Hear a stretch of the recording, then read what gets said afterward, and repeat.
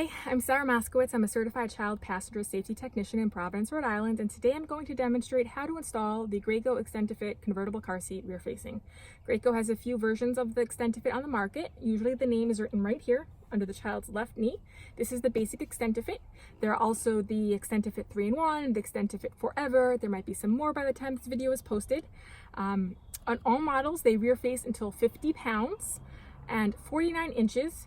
You also need 1 inch above the top of the child's head to the adjuster lever at the top, which is the headrest adjuster. Before you begin installing, you want to make sure you have your cup holders installed on all the models. I do have a video on my channel about how to install the cup holders on the basic Extend-2-Fit. I'll link that below in the comment, right above the comment section.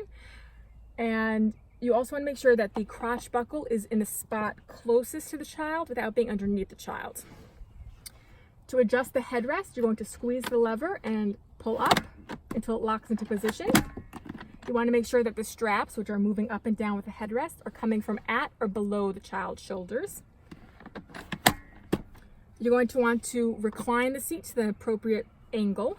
So on the Extend-2-Fit, you have 4 rear-facing positions, 1, 2, 3, and 4. In Canada, you only have 1 through 3. So if you're watching this from Canada, just be aware your seats are slightly different than the US seats. On the Extend-2-Fit, you have a Recline Indicator, which is a ball indicator. On the 3-in-1 and the Forever, it's actually a bubble indicator, but on both types of indicator, you'll have a dark blue zone and a light blue zone, as well as red zones on the ends. For rear facing, you want to make sure if the child is under 3 months that you're in the light blue zone. The ball or the bubble will be in the light blue zone. For over 3 months, the ball or bubble should be in the dark blue zone. To adjust the recline on the car seat, you're going to squeeze the lever at the bottom that says recline, and the seat is going to tilt back. There's a little arrow at the bottom of the seat, and you're going to make sure it's pointing to a safe position. Also on the bottom of the seat is the extendable footrest. So it's right above the recline. You're going to squeeze the gray lever and pull out. Now there are 4 positions. The first one is all the way in. Position 2, position 3, and position 4. Rear facing, Graco has clarified any of those options are safe for all ages and weights. For this car, like to leave it just on a level, I guess it's position number 2. It's just 1 click out. I'm going to adjust the recline.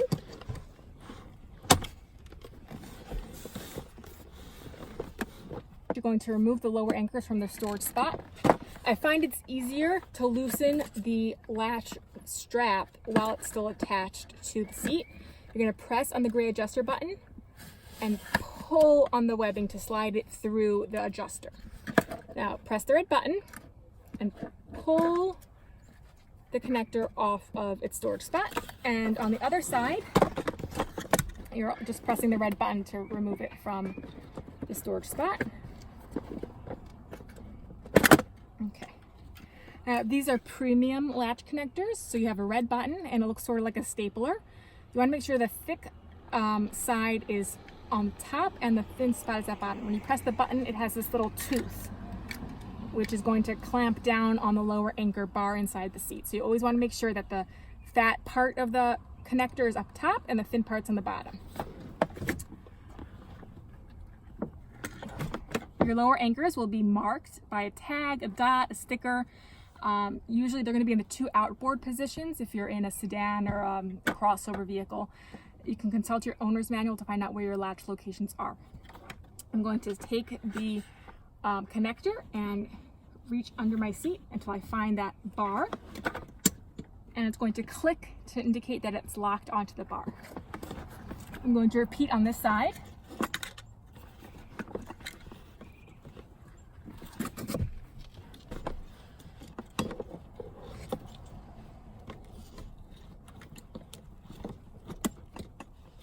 And you want to make sure that it's not twisted at all. To help make the process a little bit easier, I'm going to pull up on the car seat cover around the cup holder. And now there's a little elastic loop that is attached right above the belt path, which is probably the hardest part of this. process. I'm going to let the elastic go. So it routes this way. And now that's loose and I can access the belt path. I'm going to pull on the loop at the end of the adjuster, the webbing by the adjuster. I'm going to pull it into the belt path.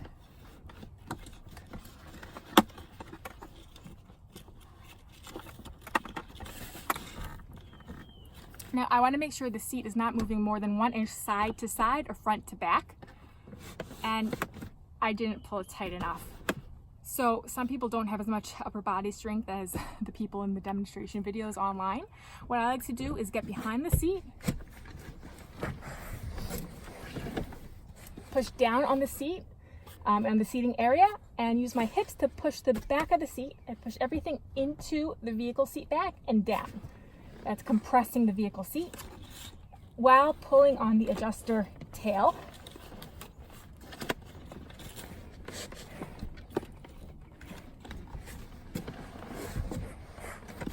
And then I'm going to test for movement with my non-dominant hand to see if it's moving more than 1 inch side to side, which it's not, or front to back, which it's not. I'm going to take the loop, thread it back around the cup holder,